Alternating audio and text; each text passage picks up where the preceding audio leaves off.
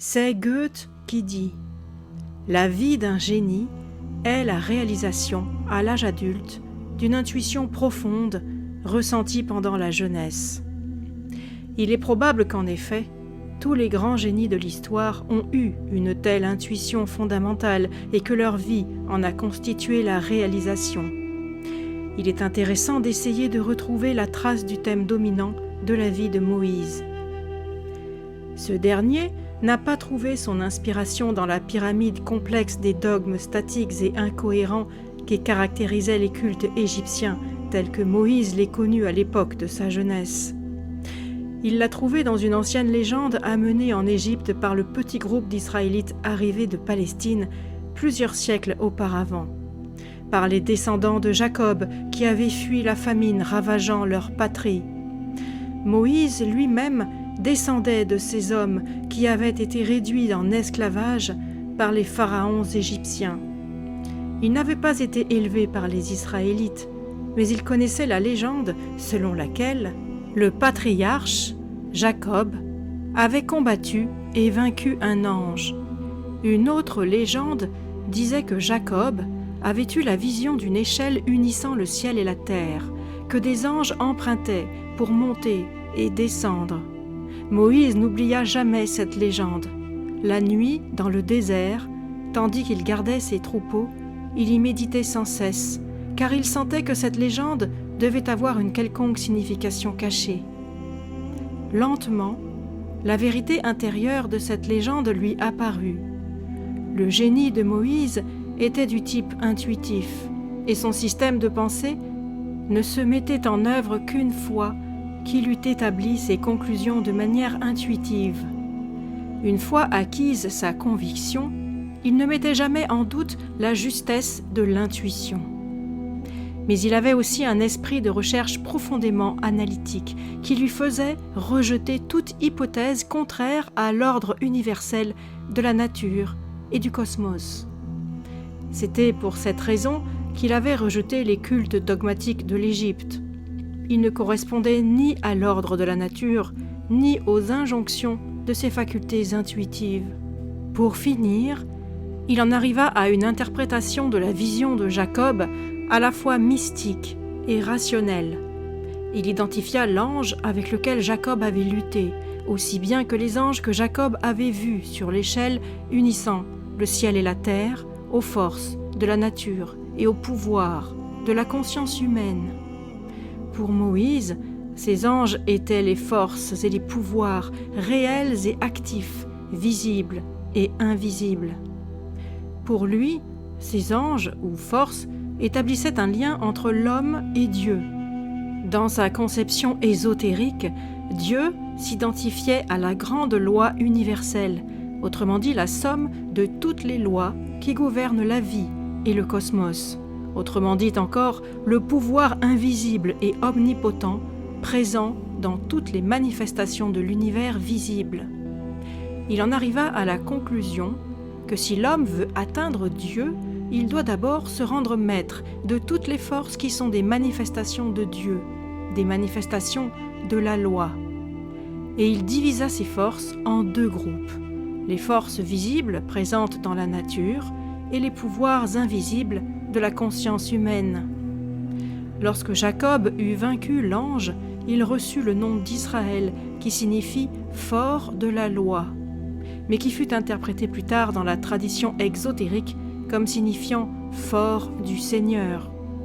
C'était bien là l'idéal de Moïse au début de l'Exode, et c'était bien là le but central, intuitif, de toutes ses actions.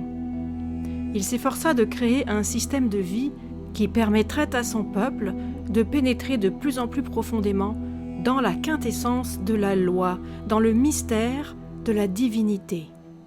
Son vœu, c'était que son peuple vainque les anges à la façon de leur ancêtre Jacob.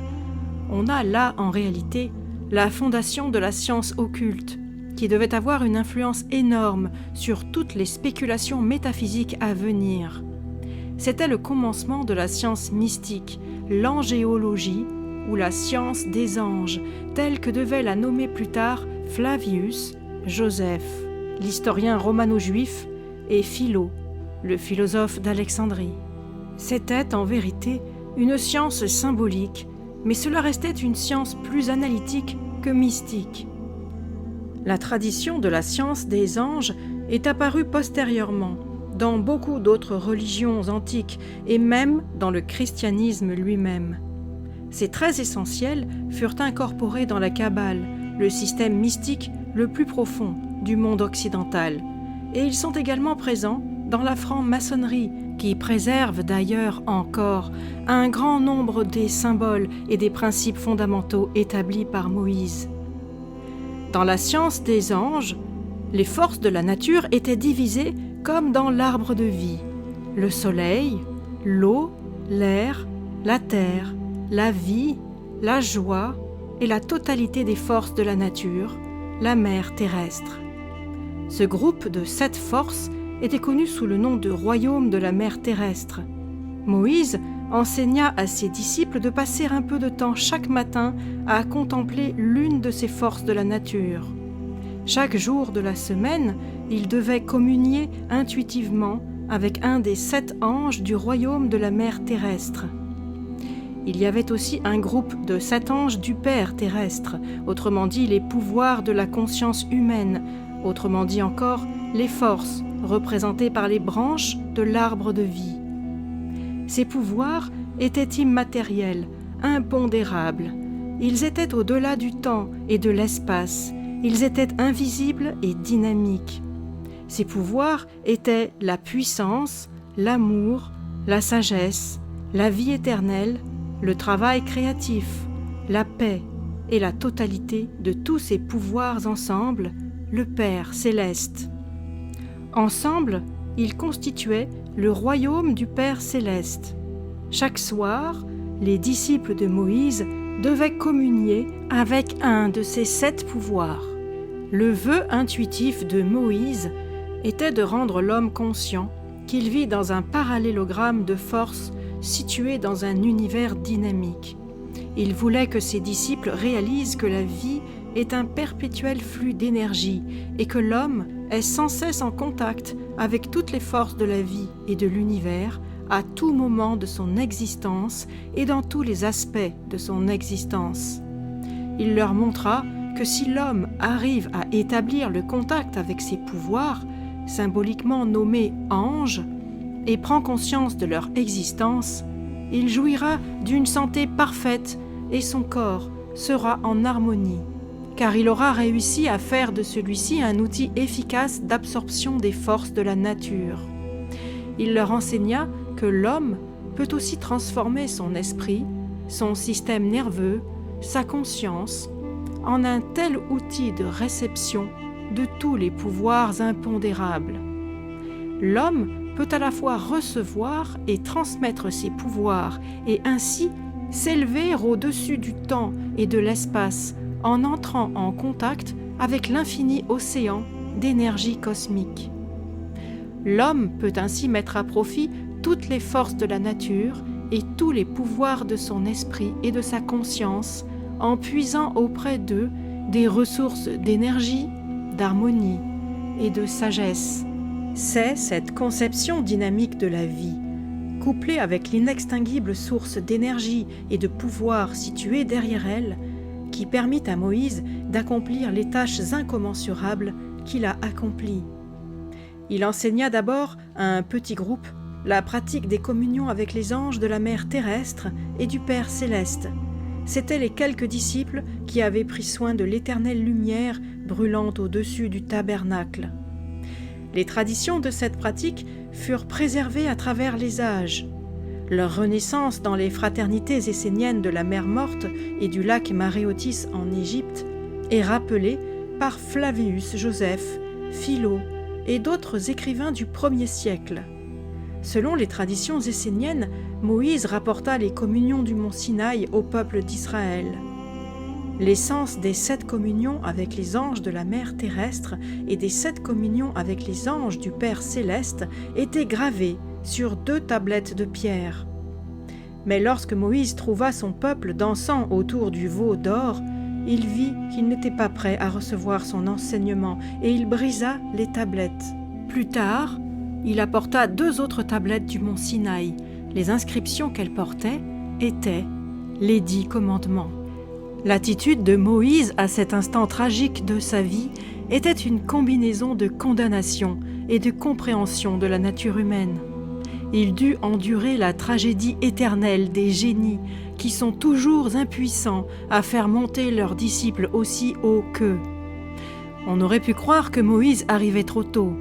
L'humanité n'était pas prête à ces communions il y a 3000 ans et n'y est même pas prête aujourd'hui. Il pourrait passer encore des centaines de générations avant que l'humanité parvienne à ce degré d'évolution psychophysiologique qui lui permettra de vivre une vie pleine et en harmonie avec toutes les forces de la nature et toutes celles de la conscience développée. Cet instant tragique dans la vie de Moïse a été recréé de façon majestueuse dans un chef-d'œuvre de la sculpture. La statue de Moïse, réalisée par Michel-Ange, pour le mausolée du pape Pie XIII à Rome. Il est rare qu'un visiteur puisse voir pour la première fois cette statue sans ressentir un très fort impact émotionnel. Rodin en a dit que sa combinaison de pouvoir dynamique et d'immobilité parfaite était transcendante. L'image crée l'impression d'un lion au repos, d'un volcan juste avant l'éruption. Le génie intuitif de Michel-Ange a compris la valeur tragique de cet instant dans la vie de Moïse, et la parfaite interprétation qu'il en a livrée dans cette statue possède une profonde importance interne. L'idéal de grandeur contenu dans la conception de la vie de Moïse n'était pas celui d'un saint anémique et dépourvu d'émotions, ni de certaines figures synthétiques. Ce grand homme archétypique était pétri de puissantes émotions et animé de forces encore plus puissamment contrôlées qui se fusionnaient dans une triomphante immobilité. C'est le conflit entre les 2 pouvoirs et le triomphe du pouvoir supérieur qui est la marque de la grandeur. On peut voir en cela l'influence de Zarathustra qui faisait du combat entre 2 forces opposées un principe éternel. Michel-Ange fut assez génial pour saisir la quintessence de cette conception profondément ésotérique. On en voudra pour preuve les 2 cornes apposées sur la tête de Moïse, à la façon de la représentation classique du dieu Pan, le dieu des forêts dans la mythologie grecque, le dieu qui représentait la vie dans sa totalité, manifestant des émotions puissantes et même des instincts animaux. Dans la figure magnifiquement réaliste de Moïse réalisée par Michel-Ange et dans la philosophie de Moïse, les 2 cornes signifient que le grand homme de génie abrite en lui les mêmes passions et les mêmes émotions que l'homme moyen. Les 2 tablettes qui apparaissent aux côtés de Moïse représentent la loi et indiquent que l'homme doit sublimer ses passions inférieures pour parvenir à l'harmonie cosmique. La statue de Michel-Ange possède donc une charge symbolique profonde et représente une conception philosophique plus profonde que des centaines de volumes théologiques qui ont pesé si lourd dans l'histoire de l'Église. Ce fut donc un moment crucial dans la vie de Moïse que celui où, descendant du mont Sinaï, il trouva son peuple adorant le veau d'or. Après cela, ce n'est qu'à un groupe restreint de ses disciples qu'il livra l'enseignement ésotérique des communions. Mais ce groupe restreint allait préserver ces traditions, qui furent transmises aux générations suivantes. On sait que ces enseignements ésotériques étaient pratiqués par les fraternités esséniennes de la mer Morte et du lac Maréotis au cours des 5 siècles précédant l'ère chrétienne. À ceux dont il estimait qu'ils n'étaient pas prêts aux enseignements ésotériques des communions, Moïse donna les 10 commandements. Ces derniers étaient plus concrets et plus faciles à comprendre. Il les considérait comme une loi adéquate pour la nation israélite, plus adaptée au degré d'évolution du peuple en général. Ces 10 commandements constituent un chef-d'œuvre unique dans leur simplicité et leur brièveté. Ils n'ont pas le caractère de profond achèvement, ni la majesté cosmique des communions avec les anges, mais ils ont un grand pouvoir. Ils sont le code de loi le plus bref de l'histoire, bien plus concis que les lois romaines ou le code Napoléon. Les commandements étaient assez simples pour être compris par tous, quel que soit le degré d'évolution atteint par chacun. Moïse les voulut assez clairs et assez pratiques pour que les hommes primitifs de la tribu d'Israël puissent les compter sur les doigts des deux mains et s'en souvenir. Ils n'étaient pas un substitut simplet aux communions, mais ils eurent un effet extrêmement important sur l'humanité. À travers le judaïsme, ils furent intégrés dans le christianisme et à travers le christianisme, dans toutes les églises du monde occidental. Moïse était trop génial pour se contenter de créer un texte qui reste partiel et statique, même dans le décalogue, qui est le terme grec pour désigner ces lois de substitut. Et bien qu'il ait été forcé de les modifier pour les adapter au retard d'évolution des masses, il contenait un sens et un symbolisme profond.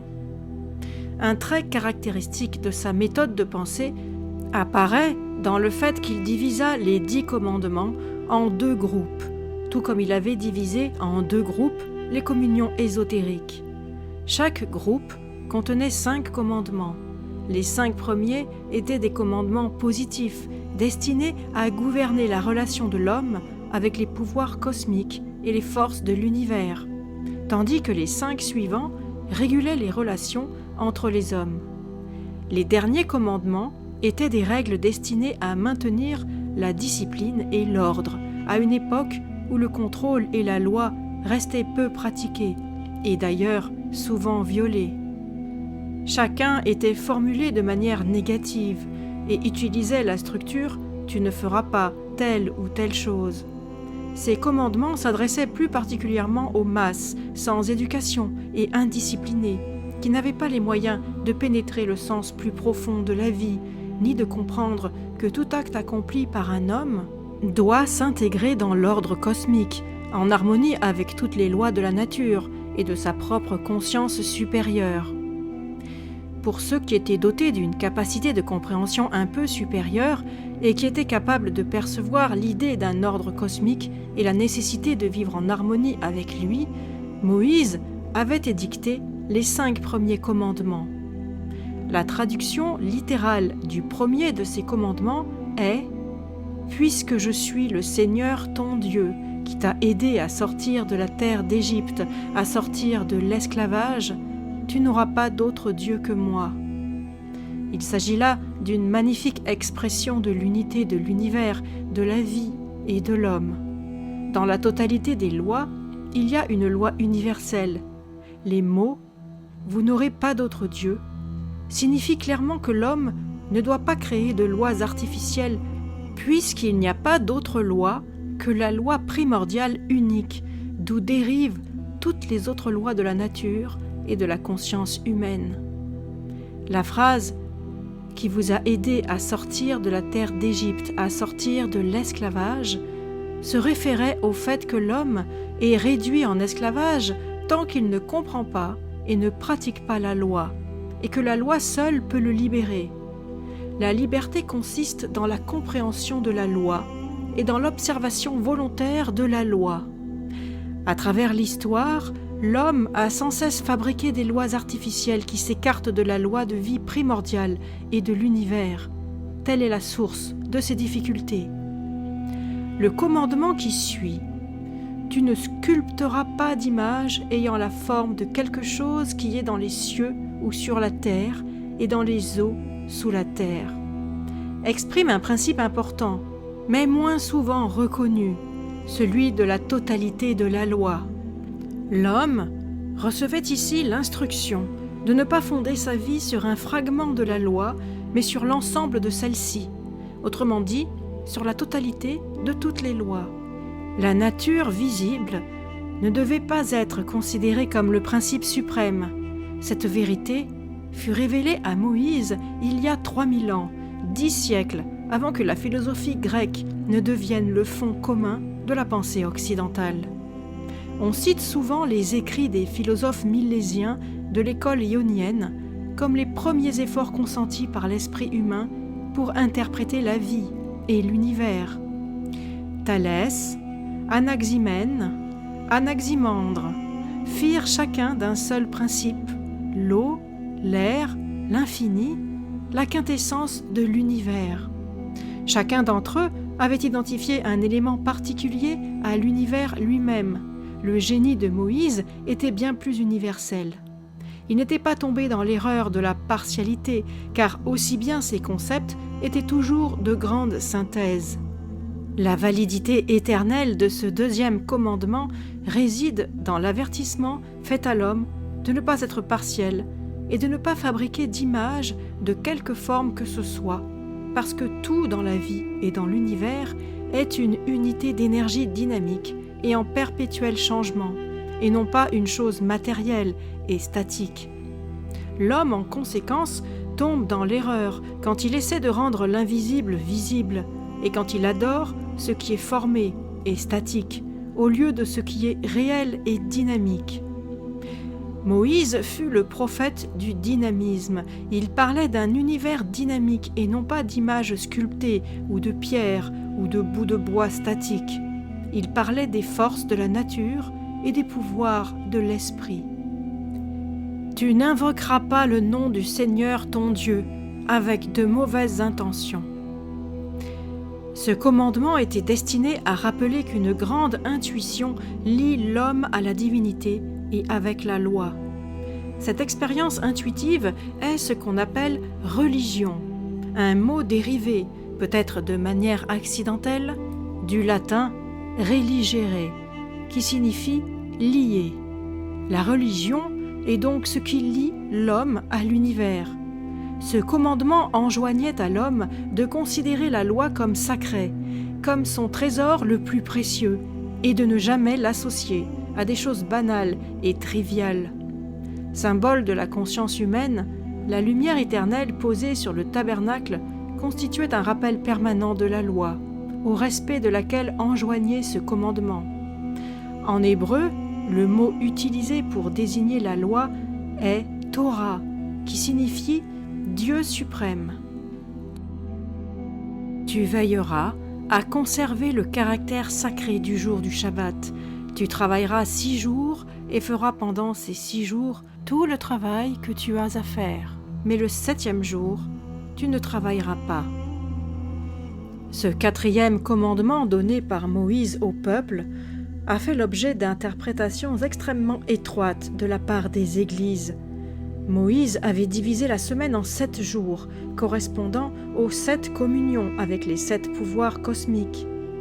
La 7e de ces communions se faisait non pas avec un des anges des pouvoirs cosmiques, comme les 6 autres, mais avec le Père Céleste lui-même.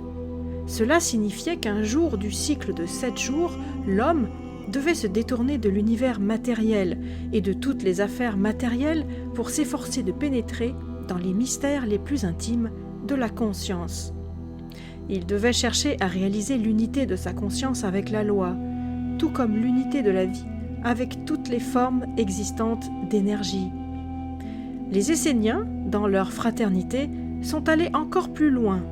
Ils jeûnaient le 7e jour afin que nulle routine quotidienne ne vienne interférer entre la conscience humaine et la conscience cosmique. La communion du 7e jour était la pure contemplation de l'unité cosmique. C'est par l'observance des périodes cycliques hebdomadaires que l'homme pourrait s'élever, dans le cadre de son évolution individuelle, à des degrés plus élevés de conscience, et ainsi, par l'effet cumulatif de l'effort et de la concentration, pénétrer de plus en plus profondément dans ce principe suprême du cosmos. Tu honoreras ton père et ta mère afin de vivre longtemps sur cette terre. Dans le commandement positif final, père et mère ont la même signification que dans les communions avec les anges. Père voulait dire le Père céleste et mère voulait dire la mère terrestre. Honorer la mère terrestre voulait dire honorer toutes les forces de la nature, identifiées avec les anges de la mère terrestre. Vivre en accord avec la loi, jouir d'une santé et d'une vitalité parfaite et vivre une longue vie sur la terre. Honorer le Père céleste voulait dire rendre grâce et obéir à tous les pouvoirs de la conscience individuelle et cosmique, et puiser auprès de tous ces pouvoirs des ressources d'énergie et d'harmonie. L'homme était donc destiné à avoir une vie éternelle, puisque ces pouvoirs impondérables représentaient des ressources inextinguibles d'énergie accumulées dans l'océan cosmique infini de la vie, qui est en même temps au-dessous et au-delà du temps et de l'espace, dans l'infinité de l'éternité. Tels étaient les 5 commandements positifs donnés par Moïse à ceux de son peuple qui étaient capables de méditer et qui ressentaient le besoin de comprendre les problèmes suprêmes de la vie et de l'univers. Selon la conception de Moïse, l'homme était un être à mi-chemin entre l'animal et Dieu.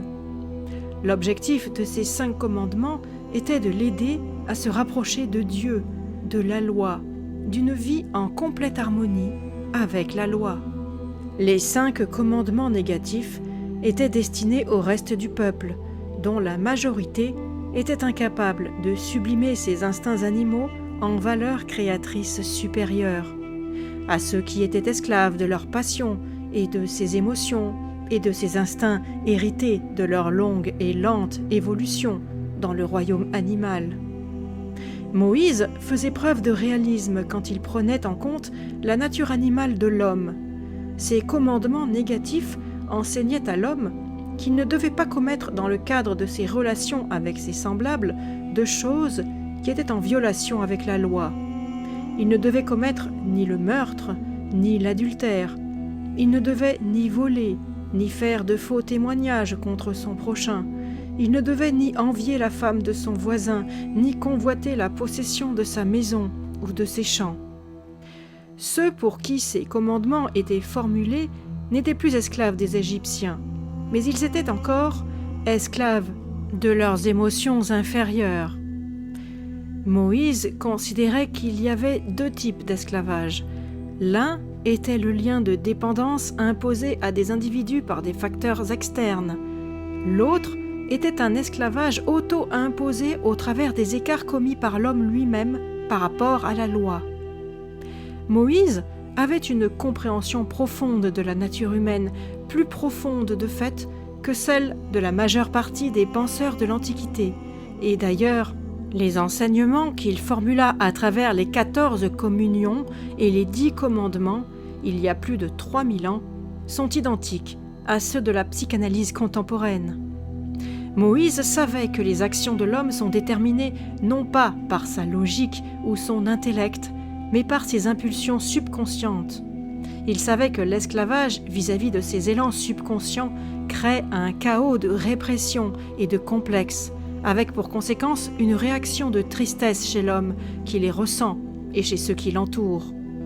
C'est seulement en se conformant à la loi que l'homme peut sublimer et transformer ses impulsions instinctives en valeurs créatrices supérieures. C'est seulement dans ces conditions qu'il peut se libérer de l'esclavage du pire des tyrans, les impulsions non sublimées. C'est cette profonde compréhension psychologique de l'homme qui a dicté à Moïse à la fois le premier groupe des commandements positifs et le deuxième groupe des commandements négatifs. Ces 10 commandements étaient les instructions exotériques données par Moïse aux masses, à ceux de son peuple qui étaient incapables d'obéir et même de comprendre les communions ésotériques avec les forces visibles de la nature et les pouvoirs invisibles du cosmos.